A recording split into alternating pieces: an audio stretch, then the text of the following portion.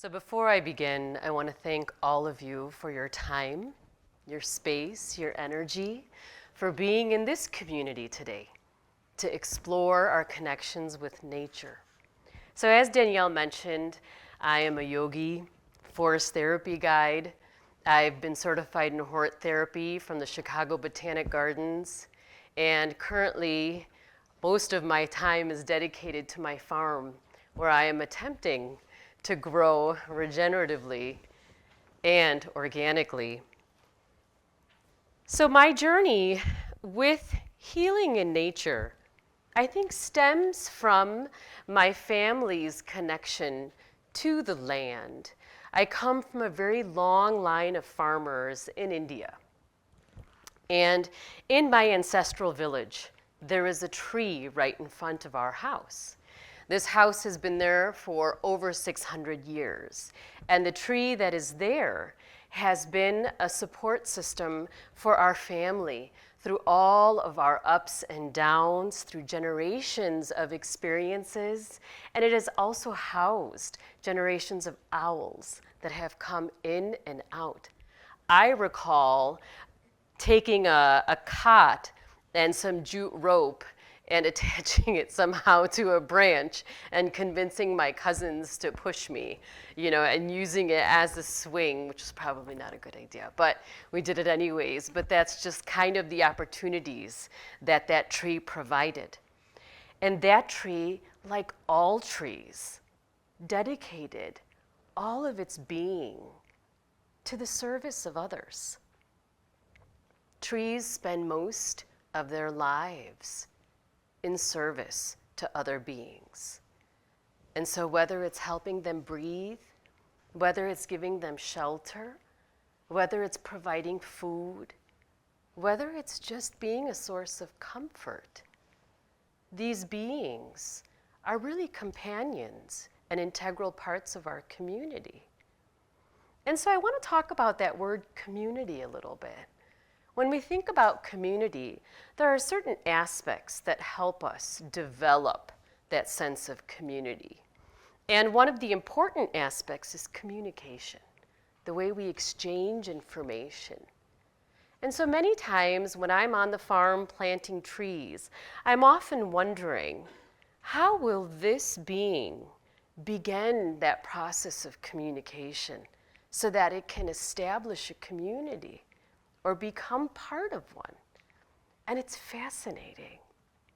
And no matter how much knowledge I have sought in terms of Latin names for species and studying structural elements of the soil and taking into consideration wind and rain and sun patterns, all of this stuff essentially does not matter, because what I am learning from the trees is that I know nothing. And when they are in the process of communication, it's really interesting how much we're beginning to learn their complexity in that process of communication. We talk about how they can communicate through the root systems. We talk about how they can communicate through the way that they house other species. And one of the things that we are now beginning to explore is their sound frequency. I'm going to tell you a little story. About 2 years ago, I got a request from a mom who was losing her young daughter to a very long battle with cancer. And her daughter, who was in her 20s, had requested that as she was in her last few days, to go on a forest therapy walk. So her mom contacted me and said, "This is kind of the impossible. How do we make this happen?" And I said, "I think I can."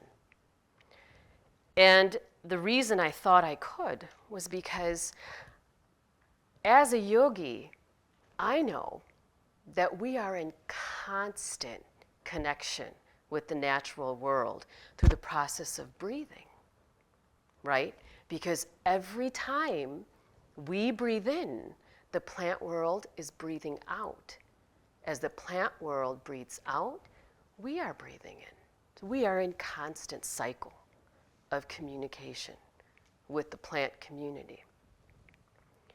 And then there's another factor.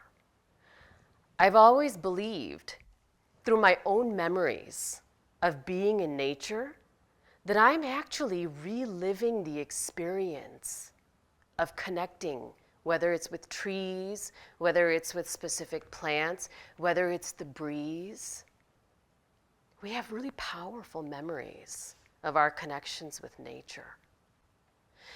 And so as I began to work with this young woman, I sat down and I explored just the notion of bringing back some of her memories of the trees, of the forest. And I asked her to bring to mind a tree, to notice its root systems, all the beings that are dependent and survive with those root systems, to notice that point where the bottom of the tree meets the soil line. Could she tell me something about the bark of the tree? Was it smooth? Was it rough? Was it angular? And then could she see the branches? How wide did they stretch out? What were the leaves like? Was there a scent to the leaves? And this young woman was able to completely describe, as if in the immediate presence of that tree, its entire existence. She knew this tree. She knew what it meant to be in its presence. And while we explored her connection with the tree, I asked her if she can imagine putting her hands onto the bark of the tree and just allowing herself to be in its presence and feeling what it's like to connect with that being. And so now I'm going to ask you at this time, as you are seated in these chairs, can you recall a tree, perhaps from your childhood? Perhaps it's a tree you pass every day on the way to work. Maybe it's one outside of your window at home. Any tree. You don't have to know anything specific about it. All you have to know is that it has made its presence known to you at some point in time in your life. And as you think of that tree, observe, be curious, wonder. And as you notice that tree, I invite you to imagine, what might that tree be noticing about you? In this time, in this space, in this moment, as you are. There's no wrong or right. And so for a moment, I ask you to just be with that tree.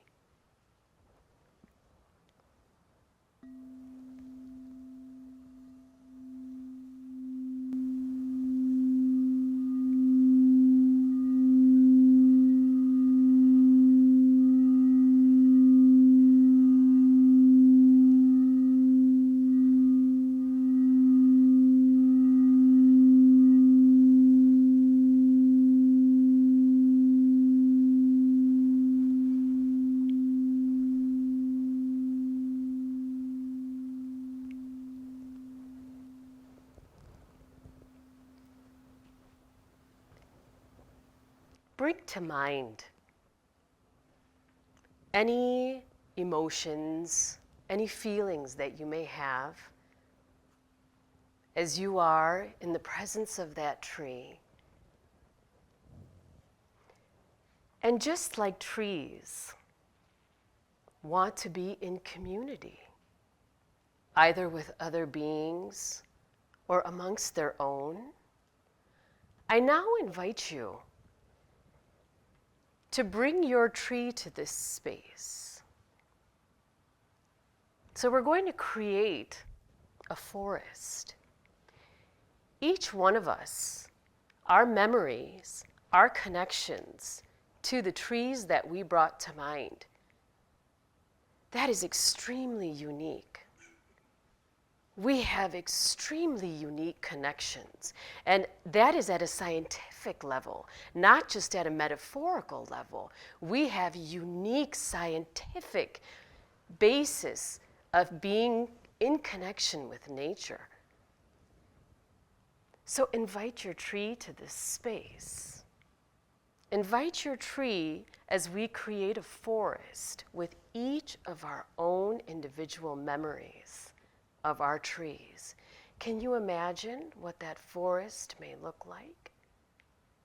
The roots in the ground, the company of unique beings, each breathing their own chemistry, bringing to this space in this moment a forest, a habitat, a system where we exchange our sense of being.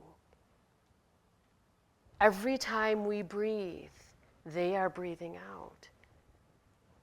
Every time we breathe out, they are breathing in. And as each being brings to this space its own frequency, I now invite you to just imagine sitting, being present in the forest, with each of our unique frequencies coming together in community.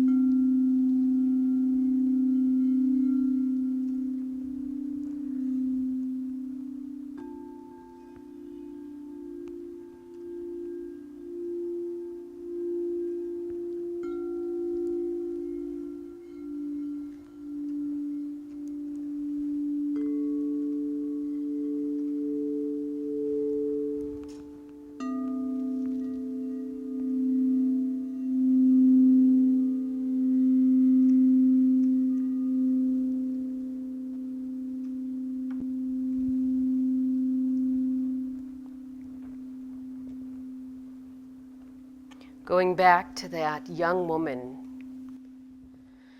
over a series of days, we took her memories of all her loved ones and brought them to the forest as if they were trees.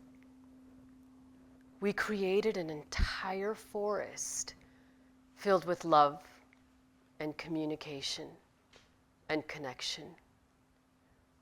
I invited her to guide me on a path through that forest, describing each tree. And it was so fascinating because have you ever seen the bark of some trees that have been so weathered that it almost looks like your grandmother's hand?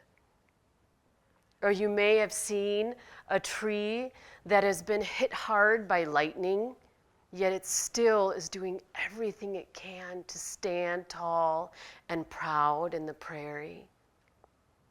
And that's how she knew all of the trees. Her loved ones came together. Her ancestors were joined in that forest and spoke their wisdom to her. It was all through the trees. And so as the days passed, we used our breath as the breeze that flows through a forest to help her move from the ground, from the roots, through the trees, into the skies. And on her last day, she could not breathe. And so she asked me, She said, "Can you be my breath? Can you be the breeze?" And I said, "Absolutely." And as I breathed for the both of us, she guided me on a journey where she became an eagle.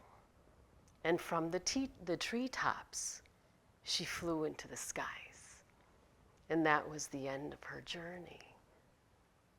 And so I invite you that each of us on our own journeys, as we move forward, to use that connection we have from within to the trees, to the forests, to communicate not only with those around us, but to communicate with those that we find ourselves in community with beyond these physical spaces, to encourage that sense of connection from the ground surrounding our roots all the way through into the skies. And this is the most beautiful sense of who we are in community. So thank you.